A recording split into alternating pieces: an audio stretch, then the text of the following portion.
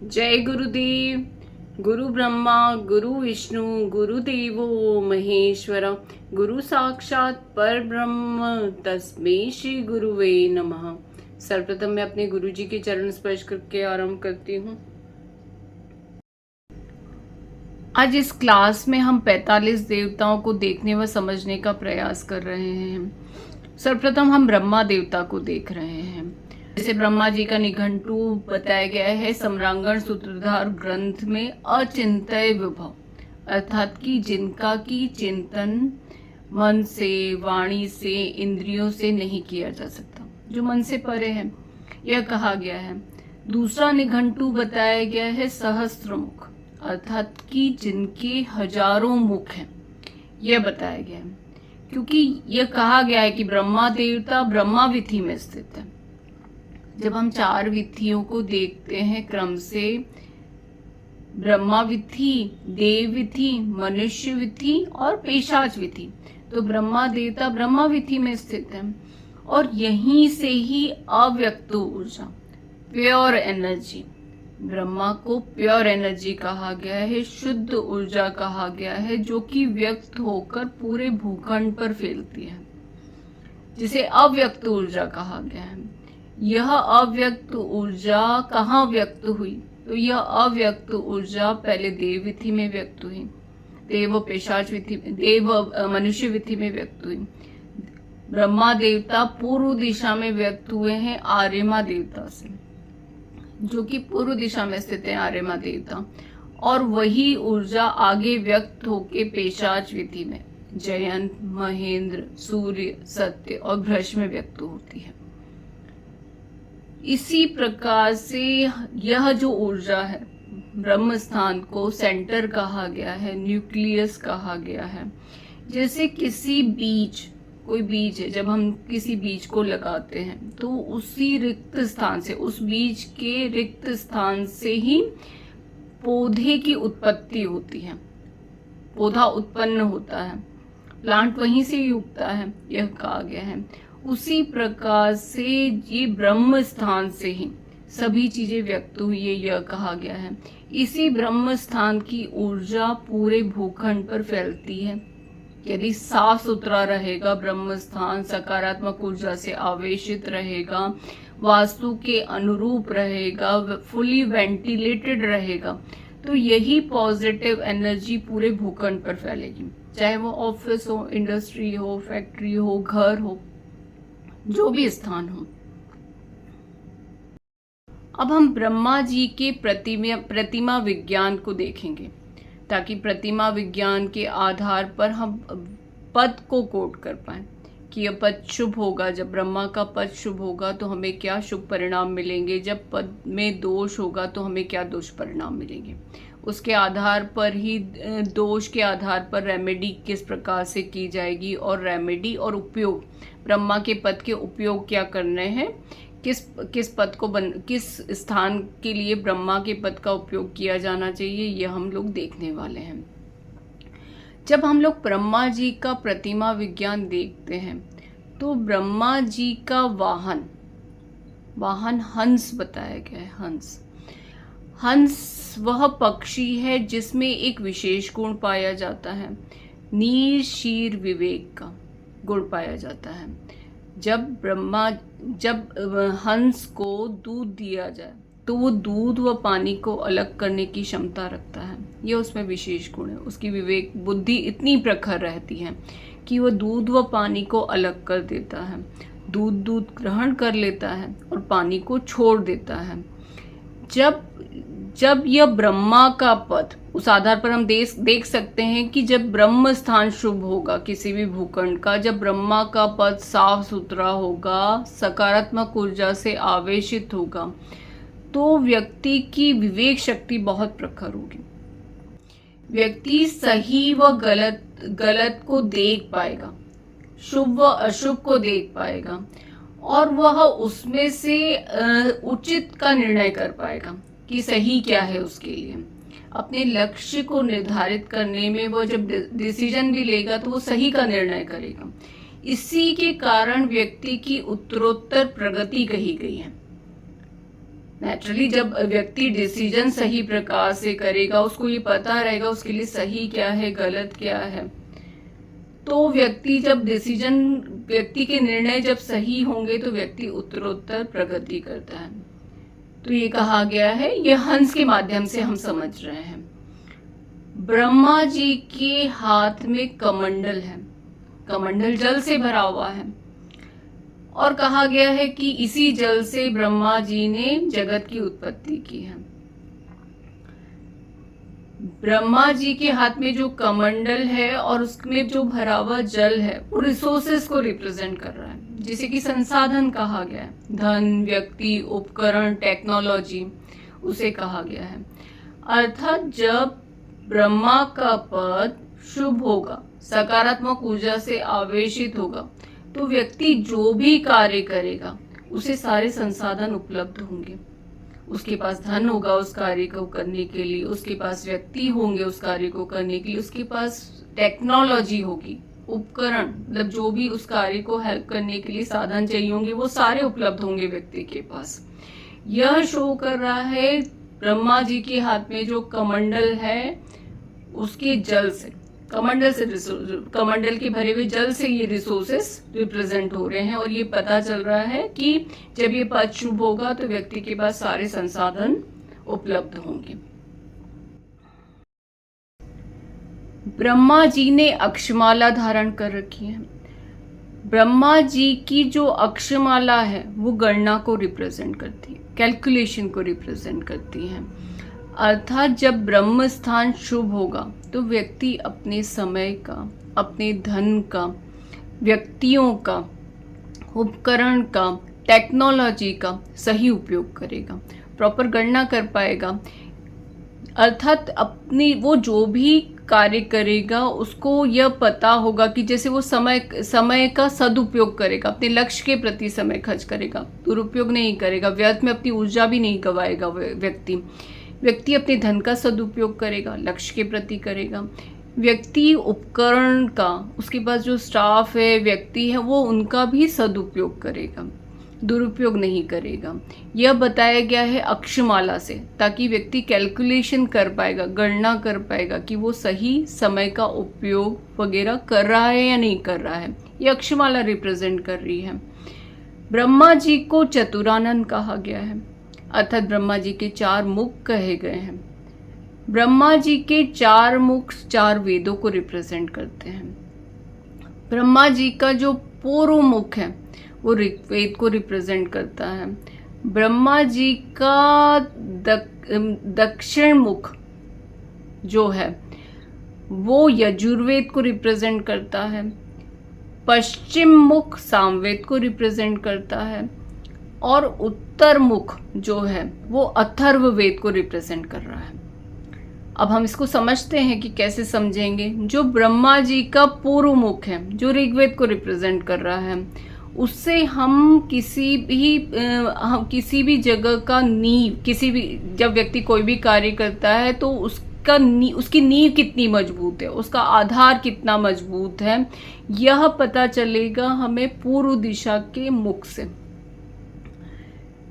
जब व्यक्ति उस कार्य को, कोई भी कार्य कर रहा है, तो वो व्यक्ति के पास ज्ञान है, बेस है, नींव है, व्यक्ति के पास, व्यक्ति का आधार कितना मजबूत है और व्यक्ति उस कार्य को क्रियान्वित करता है, यह पता चलता है हमें दक्षिण मुख से। दक्षिण मुख क्रियान्वित करने के लिए बताया गया है। और व्यक्ति ने जो भी कार्य किया उसकी रिदम कैसी है, लय, ताल, क्रम, रिदम, यह रिप्रेजेंट कर रहा है पश्चिम मुख, वो उससे रिप्रेजेंट होगा कि व्यक्ति ने जो कार्य शुरू किया वो कार्य किस प्रकार चल रहा है, उचित क्रम में चल रहा है या नहीं चल रहा है, वो पश्चिम मुख रिप्रेजेंट कर रहा है। उत्तर मुख रिप्रेजेंट कर रहा है प्रोडक्ट को, धन को रिप्रेजेंट कर रहा है कि व्यक्ति ने जो कार्य किया वो उत्पादन को रिप्रेजेंट कर रहा है, वो प्रोडक्ट बना कि नहीं बना, वो उसका पेमेंट आया कि नहीं आया, वो उत्तर मुख से हमें पता चल रहा है।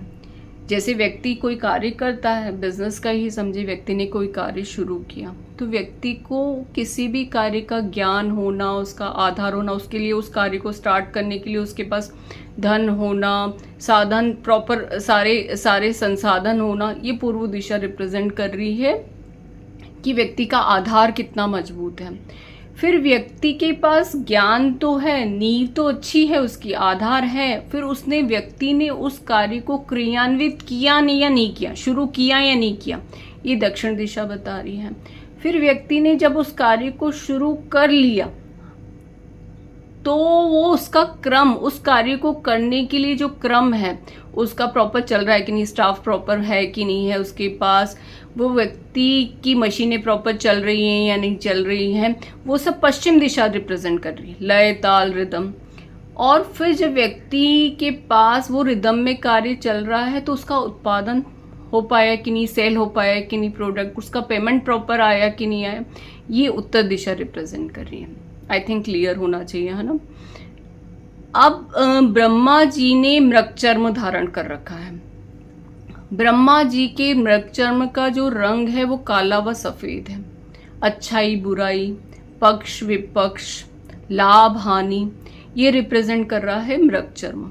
अर्थात जब ब्रह्म स्थान शुभ होगा तो व्यक्ति लाभ हानि देख पाएगा कि उसके लिए क्या प्रॉफिट, कौन सा कार्य प्रॉफिट को देगा, कौन सा लॉस को देगा, उसके लिए क्या शुभ है क्या अशुभ है, ये सब मृगचर्म रिप्रेजेंट कर रहा है। और जब पद में दोष होगा तो व्यक्ति देख नहीं पाएगा, उसके निर्णय गलत भी हो सकते हैं। ब्रह्मा जी के 4 हाथ 4 दिशाओं को रिप्रेजेंट कर रहे हैं, अर्थात पूर्व, दक्षिण, पश्चिम, उत्तर, चारों दिशाओं को रिप्रेजेंट कर रहे हैं, जिसके माध्यम से जब ये पद शुभ होगा तो व्यक्ति किसी भी कार्य को करते हुए हर आयाम से, हर डायमेंशन से सोचेगा कि वह कार्य वो सही है या गलत है, उसके प्रॉपर मतलब वो हर एंगल से उसको सोचेगा, हर तरीके से उसको सोचेगा कि वह कार्य उसके लिए कितना सही है और कितना गलत है। यह 4 उनके हाथ रिप्रेजेंट कर रहे हैं, 4 हाथ हैं वो रिप्रेजेंट कर रहे हैं। ब्रह्मा जी के वस्त्र का रंग सफेद बताया गया है। सफेद रंग रिप्रेजेंट करता है कीर्ति को, सौभाग्य को, शांति को और मोक्ष को रिप्रेजेंट करता है। अर्थात जब यह पद शुभ होगा, ब्रह्म स्थान शुभ होगा, वास्तु के अनुसार होगा, तो व्यक्ति कीर्तिवान होगा, सौभाग्यवान होगा, उसके अंदर शांति रहेगी, शांत स्वभाव का होगा व्यक्ति, और व्यक्ति को मोक्ष की प्राप्ति होगी जब ब्रह्म स्थान शुभ होगा तब। अब ब्रह्म स्थान में, ब्रह्मा के पद में जब दोष होगा तो क्या दुष्परिणाम हमें मिलेंगे।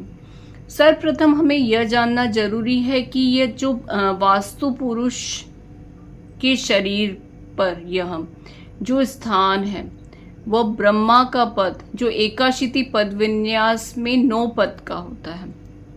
किसी भी भूखंड का यदि हम 1/3 करते हैं तो ब्रह्म स्थान होता है, ब्रह्माविधि कही गई, ब्रह्माविधि होती, 9 पद कहे गए हैं इसके।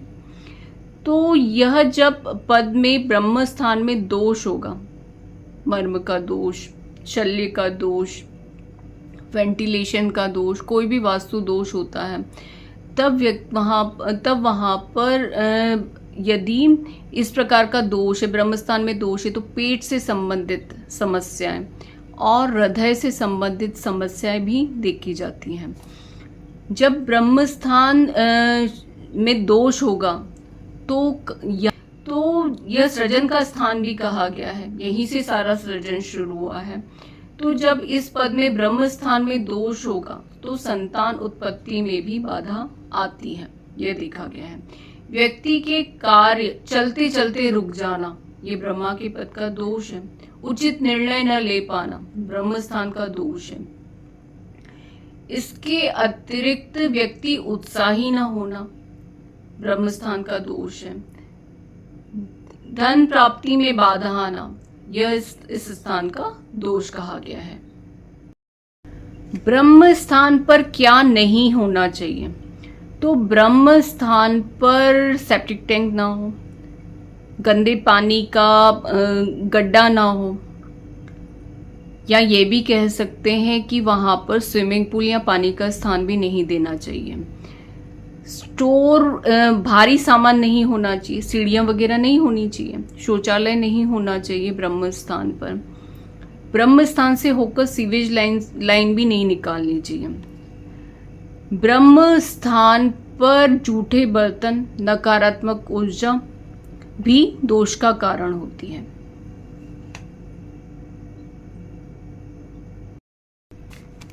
ब्रह्म स्थान ऊंचा नीचा भी नहीं होना चाहिए, गंदगी नहीं होनी चाहिए, टूट फूट नहीं होनी चाहिए। ब्रह्म स्थान पर जब हम लोग दोष देखते हैं तो सबसे पहले दोष को दूर करना चाहिए। शल्य का, मर्म का, कॉलम का, जो भी दोष है उस दोष को पहले दूर करें। फिर उसके पश्चात जो उपाय बताया गया है, तो यह बताया गया है कि वहाँ पर सफ़ेद कमल, खीर, गाय का दूध, घी व शहद, लाजा, धानी भी कहते हैं और लाजा भी कहा जाता है इसे, उसका हवन किया जा सकता है। जो हमने ब्रह्मा जी के प्रतिमा विज्ञान में हमने पढ़ा कमंडल, तो कमंडल का चिन्ह लगा सकते हैं। यदि रिसोर्सेस की कमी है, तो रिसोर्सेस उपलब्ध नहीं होते तो दोष करके कमंडल का चिन्ह बनवा के लगा सकते हैं।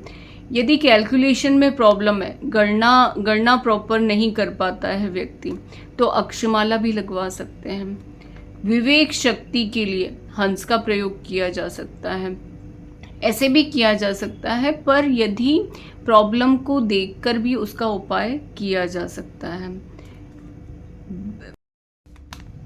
कलश स्थापना की जा सकती है, तांबे का कलश लेकर उसके अंदर सर्वौषधि, पारा, सोना, रत्न यह सब रख सकते हैं। सुगंधित जल, चंदन, केसर, कमल आदि का छिड़काव किया जा सकता है।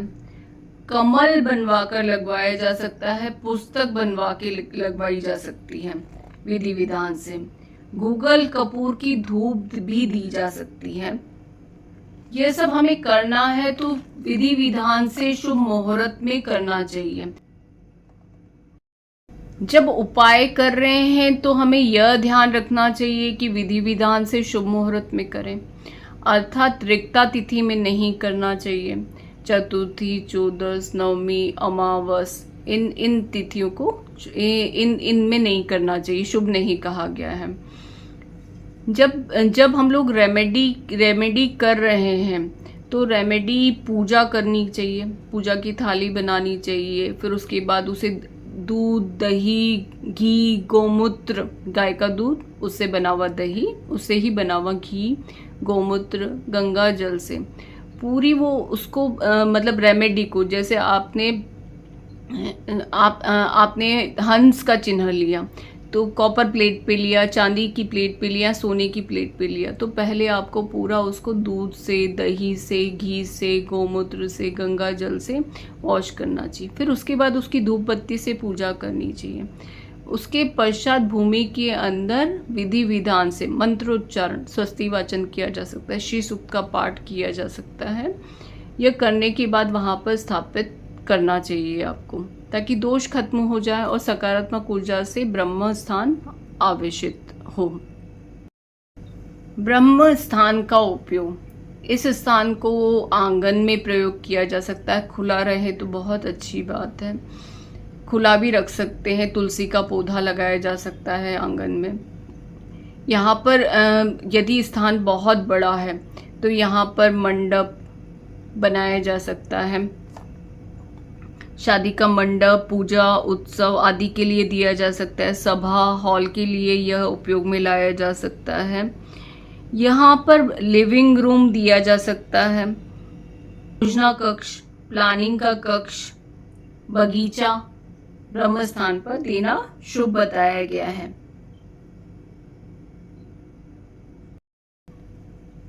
इस प्रकार से हमने ब्रह्म स्थान को देखा, ब्रह्मा के पद को देखा कि किस प्रकार से यह ऊर्जा पूरे भूखंड पर फैलती है। सकारात्मक ऊर्जा से आवेशित रखना चाहिए ब्रह्मा के पद को, यह हमने देखा।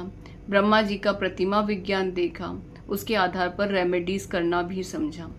अब इसके पश्चात की जो क्लास रहेगी, इसकी नेक्स्ट क्लास जो रहेगी, उसमें हम पूर्व दिशा में स्थित आर्यमा का पद देखेंगे और आर्यमा का के पद जो व्यक्त हो रहा है पेशाच विधि में, जयंत, महेंद्र, सूर्य, सत्य और भ्रश, इन पांचों को भी देखेंगे उसके साथ ही।